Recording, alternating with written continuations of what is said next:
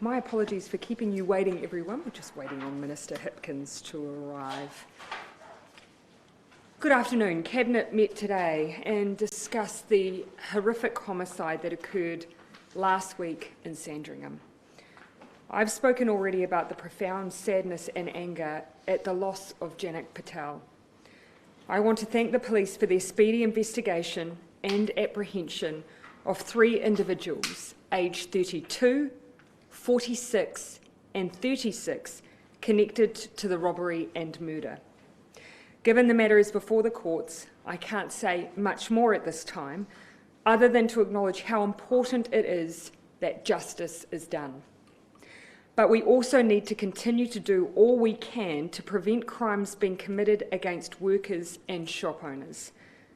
In 2018, we stepped up our investment in aggravated robbery prevention initiatives, which resulted in the rollout of over 1,000 fog cannons.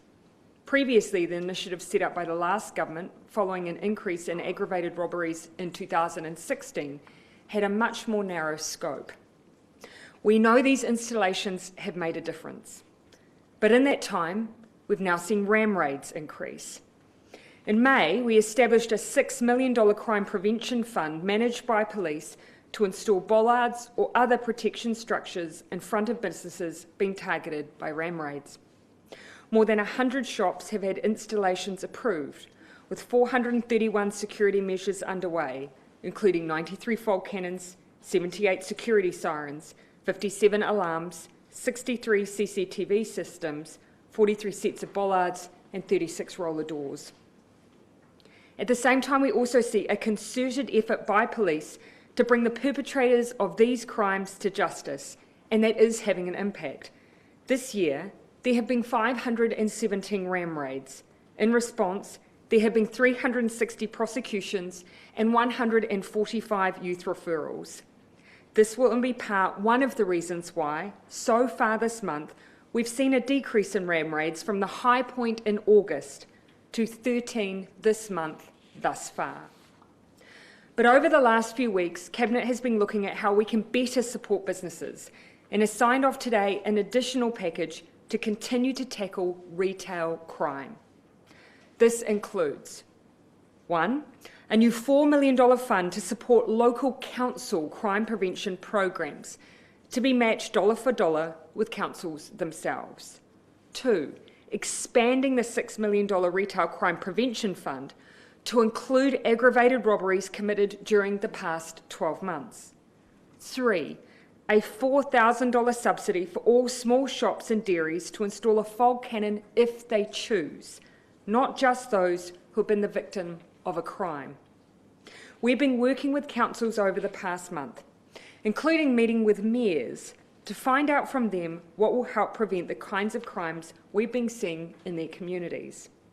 As I've mentioned, today we're announcing we will match local councils dollar for dollar to fund these initiatives, which are likely to be focused on crime prevention through environmental design measures like street lighting and CCTV cameras.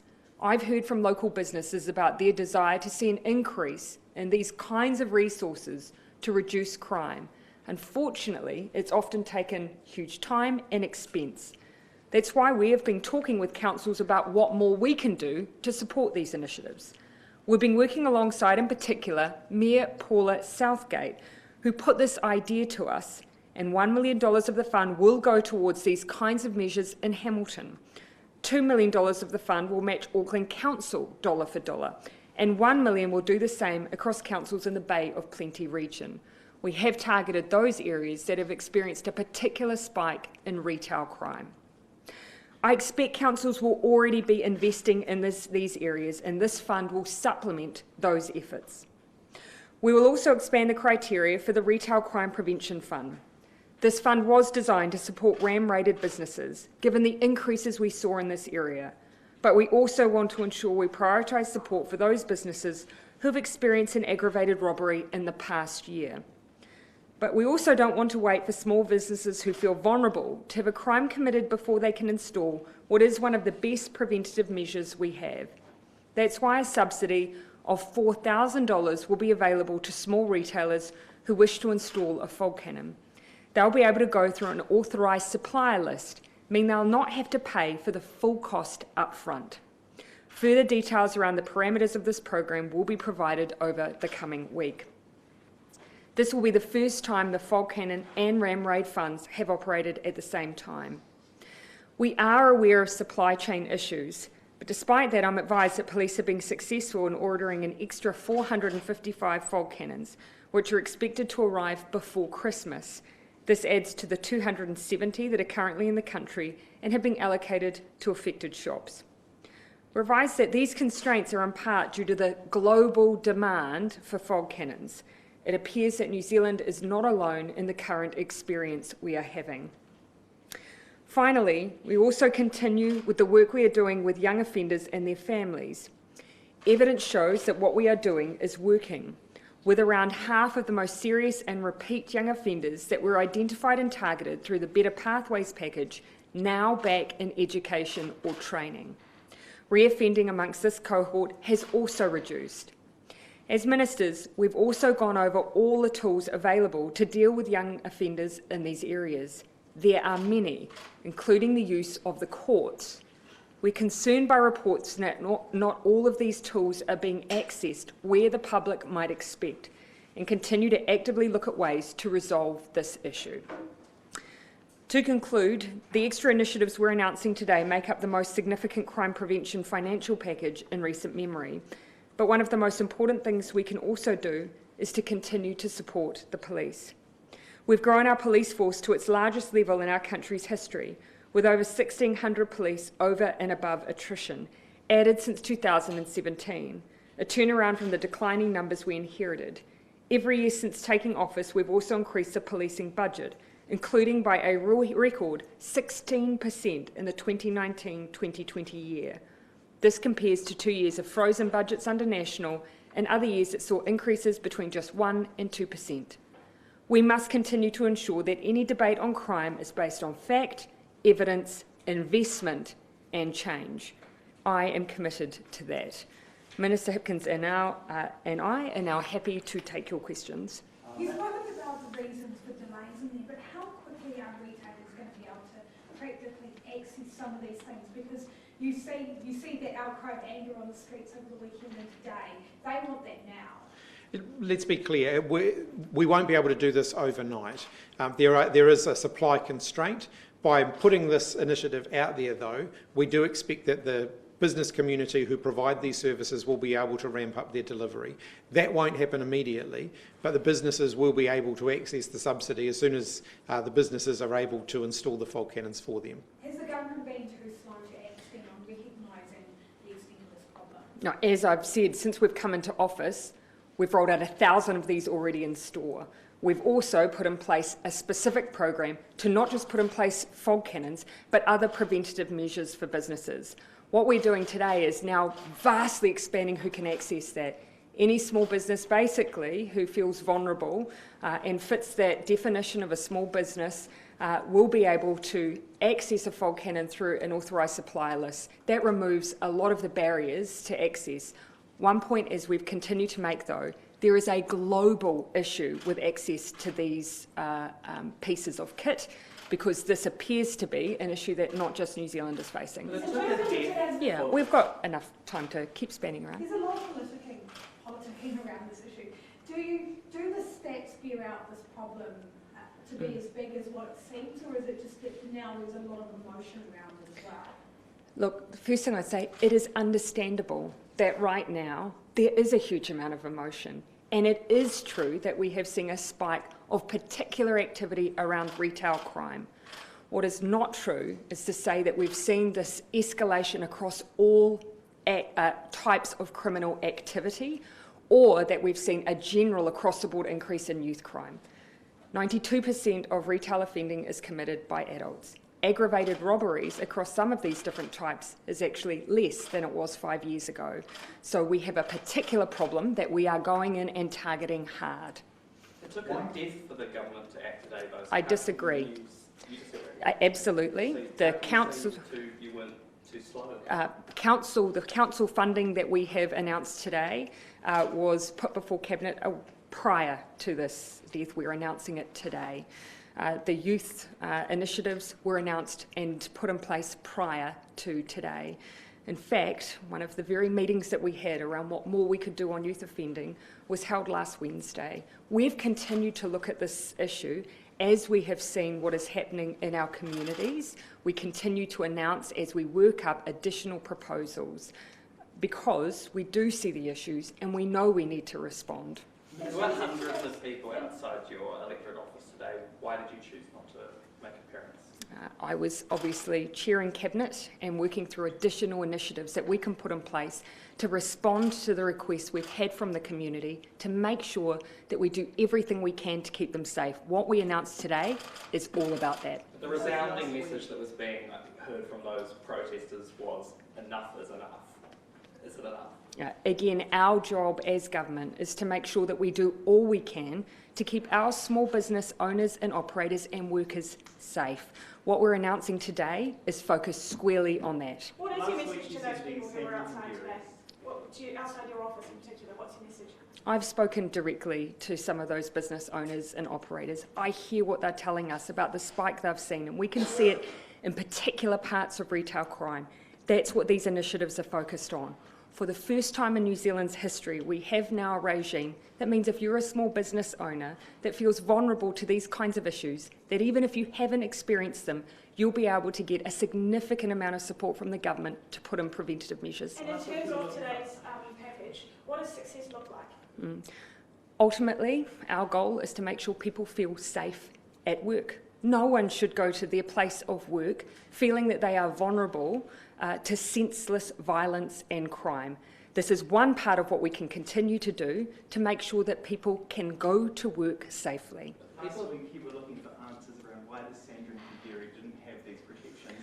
Is the expansion to include aggravated robberies the direct outcome of those discussions? Actually, that was in place as well in the last expansion that we had.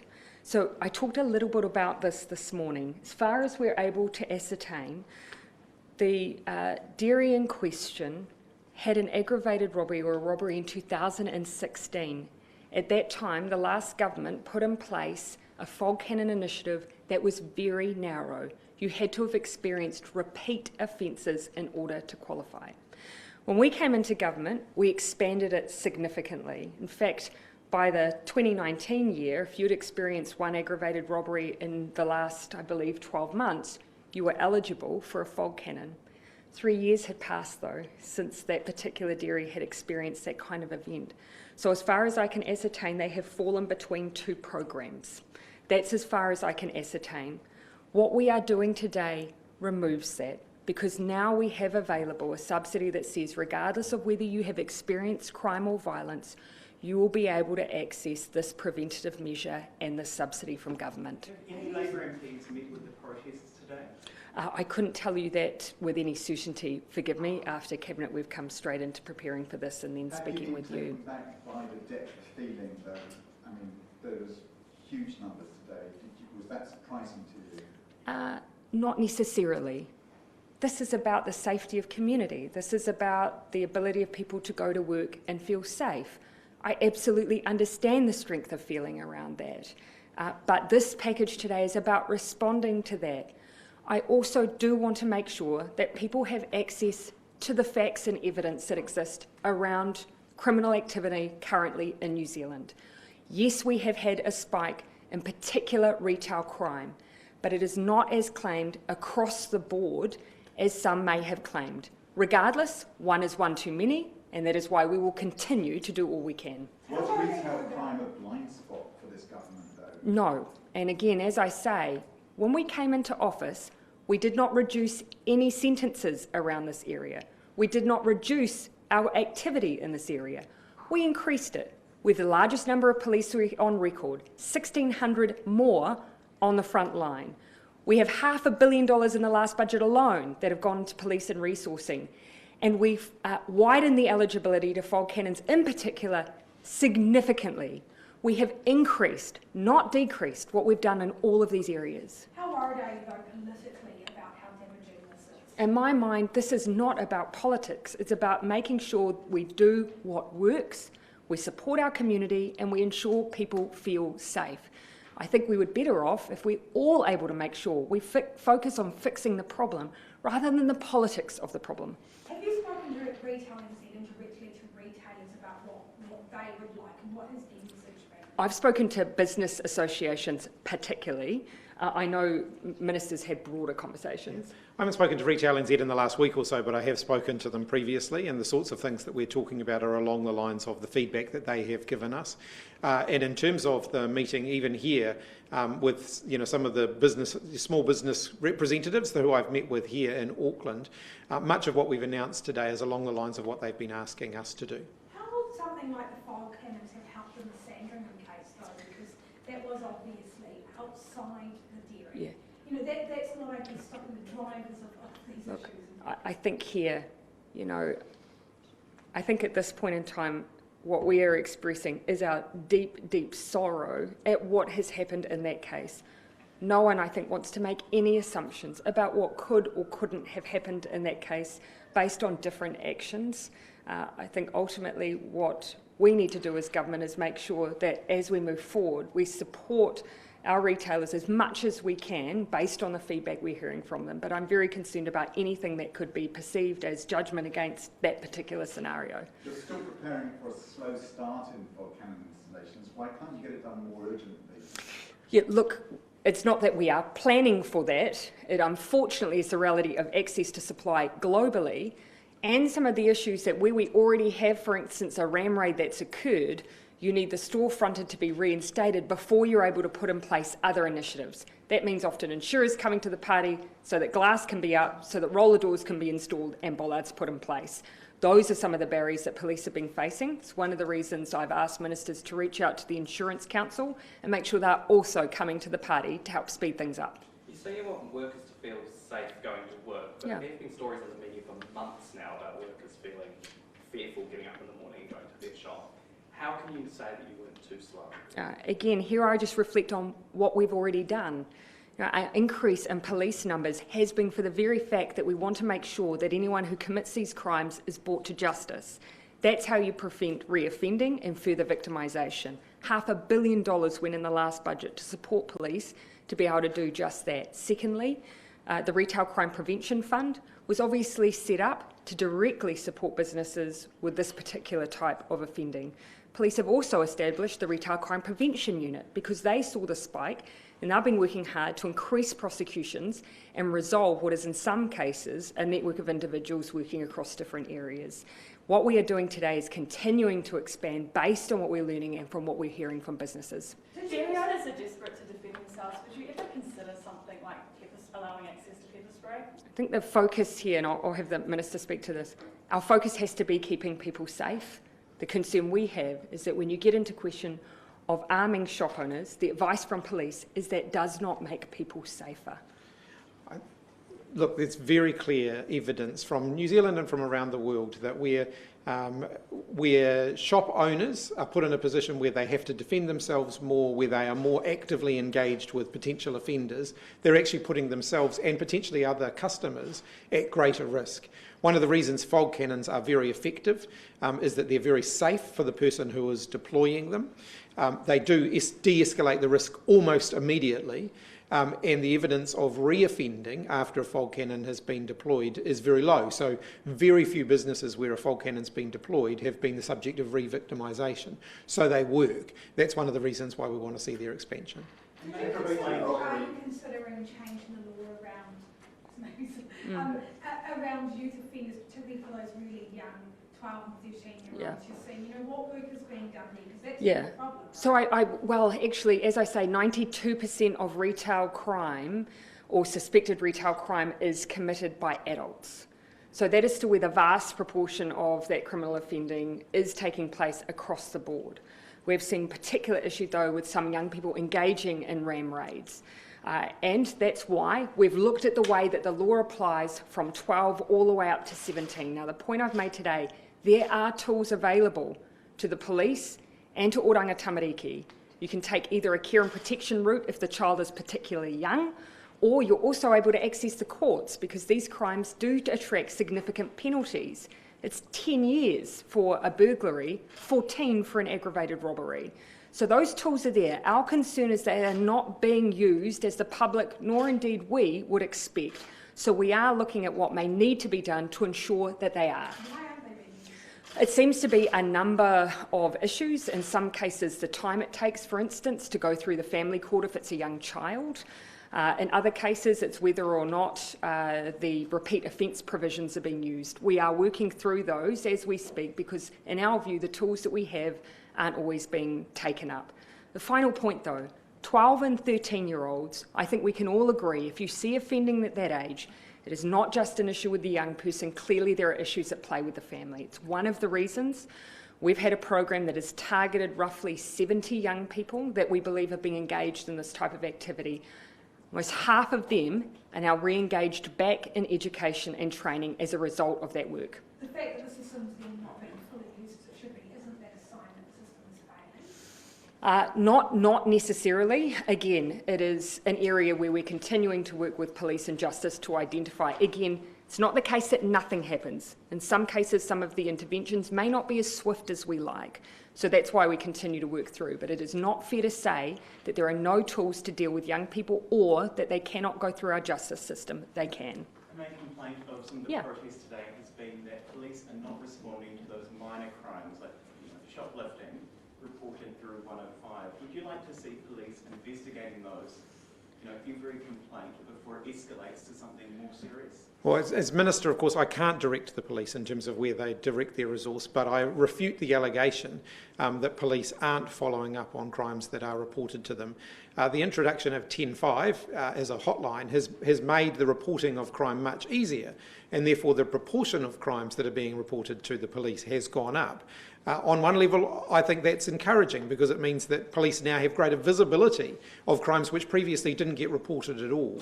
But I can say that police do take these crimes very seriously. If you think about retail crime, as the statistics that the Prime Minister has just mentioned show, police have been very active in pursuing those young offenders. Also, I think worth noting, the police themselves have a focus on retail crime because of when in some cases they may see escalation. That's why they established the National Retail Crime Unit. It has been focused on, for instance, if they see particular syndicates of activity, being able to gather the intelligence around that and make sure they properly prosecute it. They've had considerable success around those interventions and are taking the lead on some of the work we're doing with retailers now. That National Retail Crime Unit has not always existed. That is a more recent initiative based on the fact that they have also seen, alongside government, the particular spike we've experienced. This scheme with the councils, Yep. Can you explain a little bit about why you decided to get involved? So two reasons. In conversations with the Mayor of Hamilton, one of the issues that's been raised is, of course, with the National Crime Prevention Fund, it's focused on a particular shop. It doesn't necessarily then give you the ability, if you have a business district, to then support what may be other crime prevention initiatives that can make a difference. That may be lighting, it may be the installation of CCTV cameras, it may even be the use of particular placement of concrete planter boxes that may prevent, for instance, ram raids in a wider area.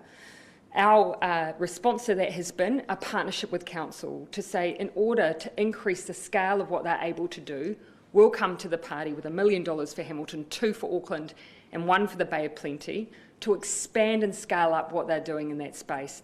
I know that that is important to our businesses. I heard recently that in Auckland there have been cases where simple requests for lighting and CCTV have taken an inordinate amount of time. I hope this will speed up the pace. And how have you come up with those caps for are they caps for the various regions?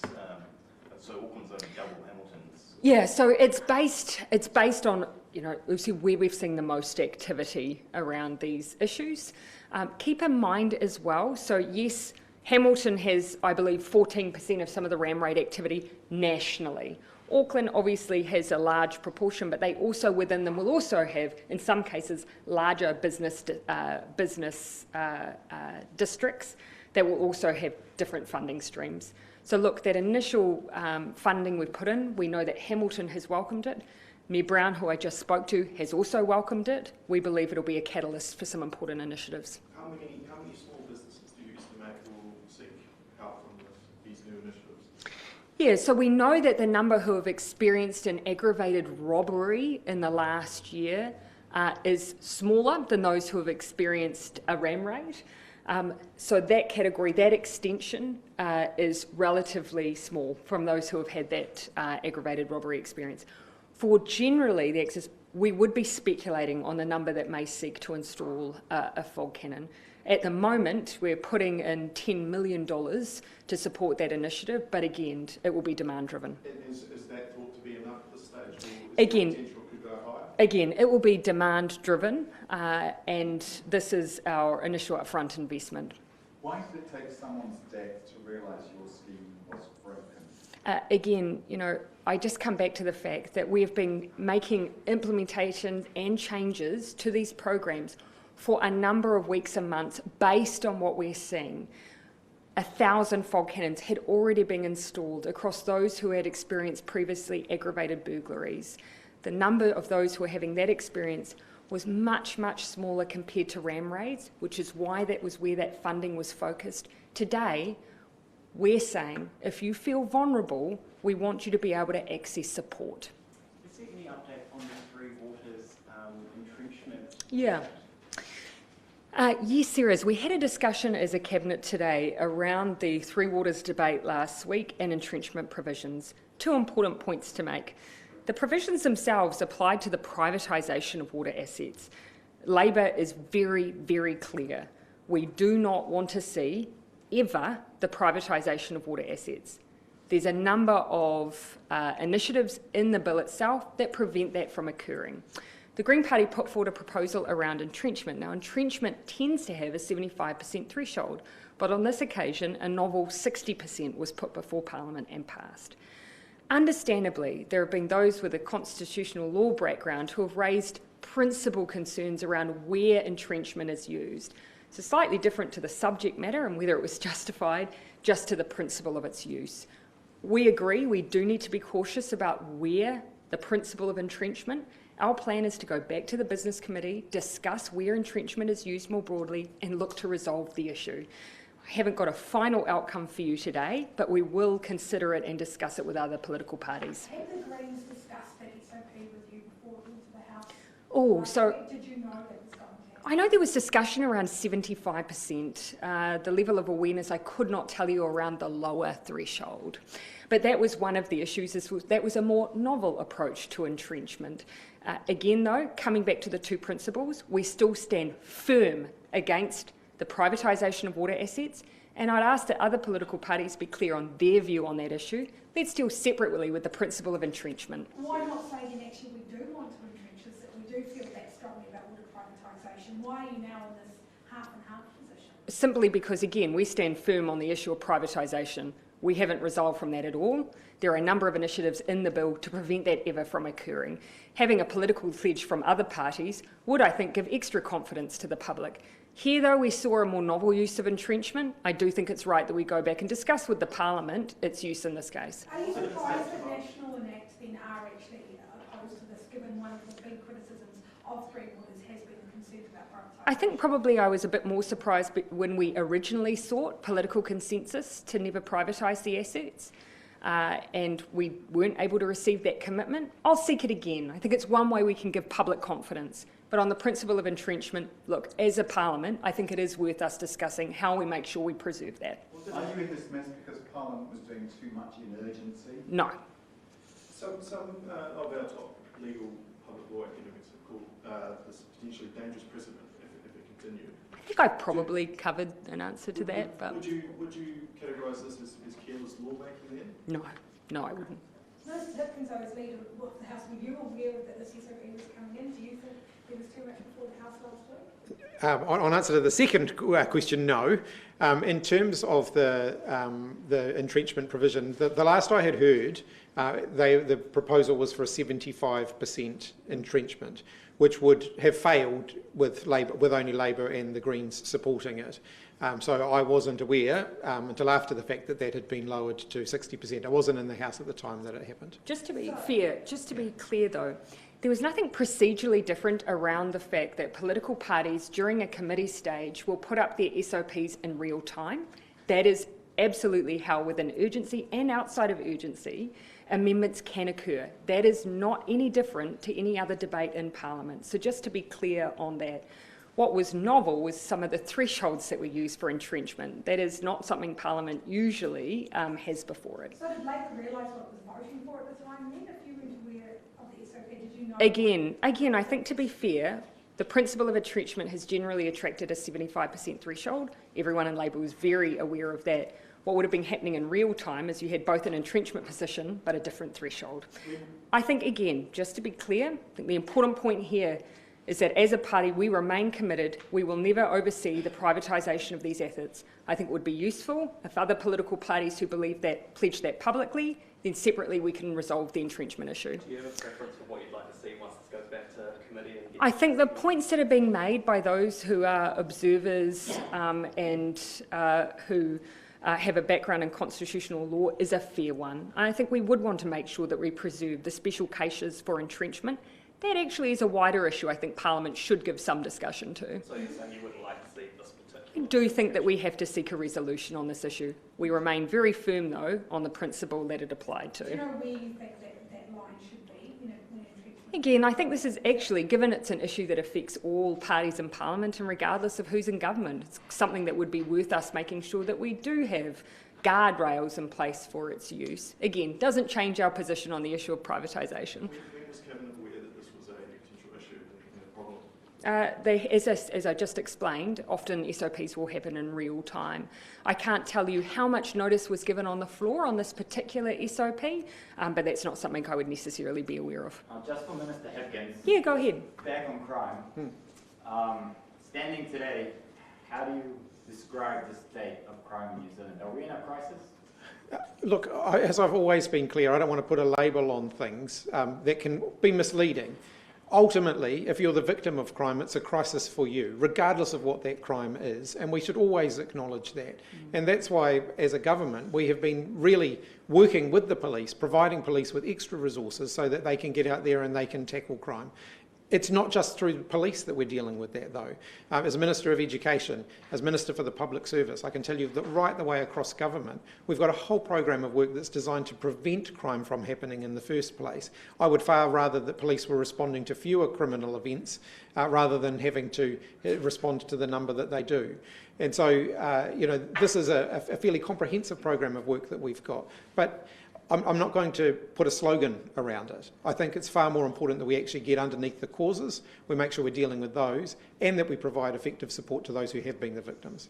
By 83 strikes, aren't you reducing the penalties for aggravated robbery? No, because they apply to individual criminal activity and that doesn't change. But some of those are still. Again, we have not reduced the penalty for aggravated robbery. We have not reduced the penalty for burglary. In fact, if you compare toe-to-toe, National and Labour's record, we've invested more in police consistently. We've increased police numbers consistently. We've put in place more initiatives around reducing gun crime. We've put in place a gun register. We've increased the penalties that exist for possessing illegal weapons. We've also increased the tools available to police around gangs. A number of those initiatives the National Party didn't support. I am happy to debate this issue based on evidence and fact, but I will not stand by and have anyone call this government soft on crime. We have been the opposite, firm and fact-based. Why does the pay parity funding announcement for nurses not include nurses working in general practice? Oh yeah, a good question. So here we've been really concerned to make sure that we don't see a loss of our nursing workforce across those areas where it continues to be critical that we maintain service. Aged care in particular, you had a gap in pay between what they call the funded sector aged care and those working in our public health system like hospitals. We're trying to bridge that gap, and that's what we're doing today. The issue we have with nurses and GP practices, the evidence isn't there to tell us that there is a gap that exists. We'll continue to work alongside primary care to establish if this is in fact an issue. Meanwhile, the PTA has rejected the recent offer from the government. Is that disappointing? We have the Education Minister available for that question. Yeah. Look, we'll continue to negotiate with teachers in good faith. I don't think any government has ever reached an immediate settlement with the teacher unions on the first offer, so we'll continue to talk to them. Can't really add to that. What is the future for Ruapehu's two ski fields? I know that MB has received John Fisk's report. Yeah, and look, I haven't got anything additionally that I can share today.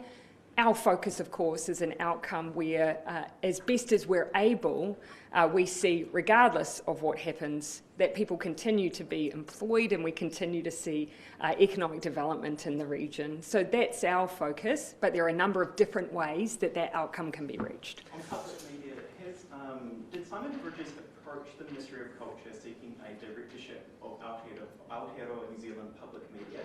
Was it a recommendation from the Broadcasting Minister that he be appointed? Oh, look, I can't speak to any approaches or discussions on such issues, and I have nothing to add or to announce on any particular future membership. Did Cabinet discuss that today? No. Would it be appropriate for a former MP to be the chair of the board? Again, this is highly speculative, and I have nothing further to say on this area, nor any impending announcements on this area. But what you're sharing is highly speculative. Prime Minister, today's the anniversary of the Mount Airbus Yes. crash. Yes. So on that point, do you go by your promise last year that you would? I do, absolutely. I am firm and resolute that the families who lost their family members in that enormous national disaster deserve a memorial. It is one of New Zealand's largest disasters, and to me it is just wrong that we don't have a memorial for them, a place of quiet reflection and a recognition of what hurt was caused over a number of years in the aftermath. I remain incredibly disappointed that we haven't been able to do that to date, but remain committed to it, and will continue to work with families as we find, as we finally fulfil that commitment. I do want to thank Ngāti Whātua for caring so well for families today. On the Christchurch call, Okay, are there sure. layoffs and what's going on? Yeah. Affecting that, and how worried are you about that? Look, a good question. Obviously, some of the layoffs we've seen have obviously been in the content management space. And so in recent times, we have seen reports of additional postings of the terrorist video from March 15. Officials have acted quickly to raise with Twitter where we have seen that. And the advice that we've received from Twitter is that they have not changed their view on membership of the Christchurch call to action, and we will continue to maintain our expectation that they do everything they can on a day-to-day basis to remove that content, but also to reduce terrorist content and violent and extremist content online as they've committed to. Are you worried that Twitter, what's going on Twitter is going to have an Look, impact on that? Time will tell, but we have seen nothing specific from them to say that they resolve from their commitments to the Christchurch call to action, and we will continue to act as though they maintain the commitments they have made to us. And just on the entrenchment issue again, Yeah. when you go back and discuss what it means for With the business, you mean with the business committee? Yeah. Yeah. Will you also look at when entrenchment is appropriate? Yeah, so as clearer guidelines Yeah, around that? I think what this issue has raised, as I've said, what was put before Parliament was a more novel approach to entrenchment than what it is currently commonly understood as a threshold to be used currently. So that's one of the issues that's arisen. Our plan is to go back and just discuss more broadly the issue of where and how entrenchment is used. I think it's important that regardless of the government of the day, that we can have confidence that these provisions are used appropriately, and that's in everyone's interest. In China, there have been some pretty major protests and also reports of people being arrested at large and assaulted in police custody. Are you concerned about their freedom to protest? Does New Zealand support that? And what do you think about these protests? Again, I'll make a very broad comment, and it's the same comment I would give regardless of whether or not you are raising with me protests in China or protests in Iran. New Zealand believes very strongly in the importance of the freedom to protest safely and non-violently, and we hold that position regardless of the country in which protests will be occurring. Okay, thank you everyone.